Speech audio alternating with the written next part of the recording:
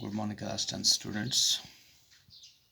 Yesterday we have started the chapter 4, Globalization in Economy.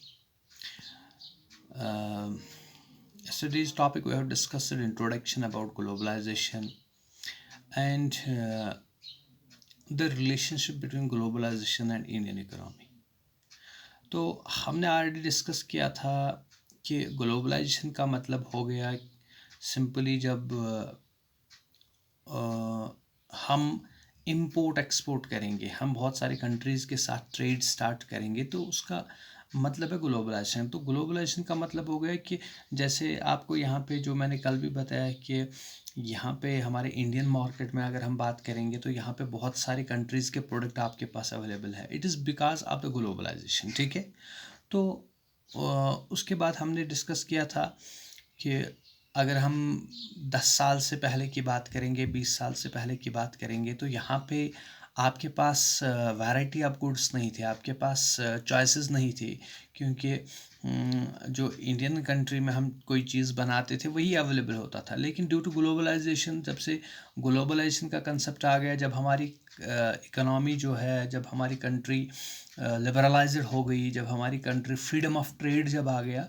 With various countries, तो उससे क्या हो गया, चॉइसेस हमारे पास बहुत सारे वैरायटी ऑफ प्रोडक्ट्स आ गए, बहुत सारे सर्विसेज आ गए हैं। ठीक है, अब प्रोडक्ट सर्विसेज या अगर हम बात करेंगे ह्यूमन कैपिटल की बात करेंगे, इंपोर्ट एक्सपोर्ट ऑफ लेबर हो गया, तो ये सारी चीज़ें ग्लोबलाइजेशन का जो इम्पैक्ट था उसी से आ गई। ठीक है, तो फिर हमने दूसरा टॉपिक जो हमने डिस्कस किया था प्रोडक्शन अक्रॉस कंट्रीज़, तो उसमें हमने एमएनसीज़ का पढ़ा था कि मल्टीनेशनल कॉरपोरेशंस क्या है, मल्टीनेशनल कंपनीज़ क्या है।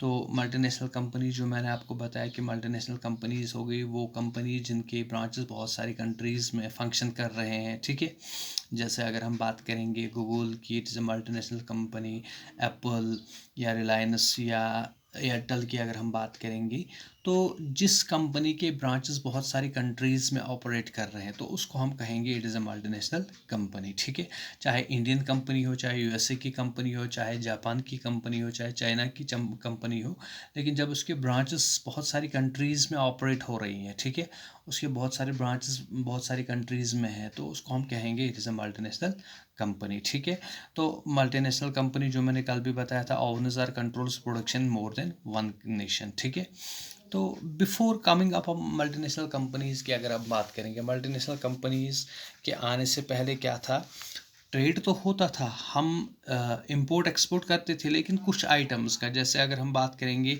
यहाँ से इंडिया से हम एक्सपोर्ट कर रहे थे रॉ मटेरियल, और मान लो हमने रॉ मटेरियल भेज दिया चाइना या जापान, तो वहाँ से हमें फिनिश्ड प्रोडक्ट मिलता था। जैसे अभी भी हमारे यहाँ पे कुछ ऐसी गाड़ियाँ बनती है जिनके टायर्स या जिनके स्पेयर पार्ट जो है यहाँ पे नहीं बनते हैं, वो हमें बाहर से मंगवाने पड़ते हैं। ठीक है, तो उस चीज़ का नाम हम कहेंगे कि इंपोर्ट एक्सपोर्ट होता था लेकिन लिमिटेड होता था, लेकिन ड्यू टू ग्लोबलाइजेशन उससे हमने क्या, बहुत सारी कंट्रीज से बहुत सारी चीज़ें मंगवा सकते हैं और अपना एक फिनिश्ड प्रोडक्ट बना सकते हैं। ठीक है, तो आज का जो टॉपिक है,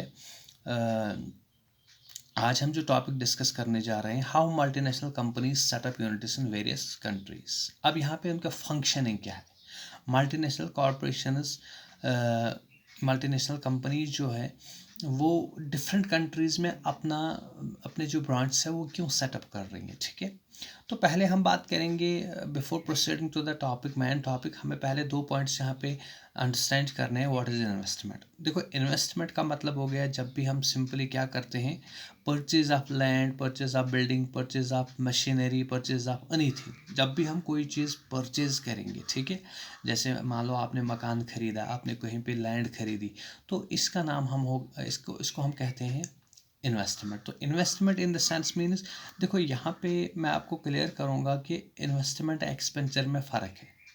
इन्वेस्टमेंट मतलब हो गया जब आप किसी एसेट में, आप किसी ऐसी चीज़ में इन्वेस्टमेंट कर रहे हैं जो आपको कल को बेनिफिट देगा। ठीक है, मान लो आपने लैंड खरीदी है 2 लाख 5 लाख की, तो आपको पता है कि आने वाले 10 साल या आने वाले 5 साल में इसका जो वैल्यू है वो इंक्रीज़ होगा। ठीक है, तो इसको हम कहेंगे इन्वेस्टमेंट। तो investment simply means when we are investing money only with this intention that you are getting benefit in future, कि आपको कोई बेनिफिट मिलेगा उस पर, उसको हम इन्वेस्टमेंट कहेंगे, ठीक है।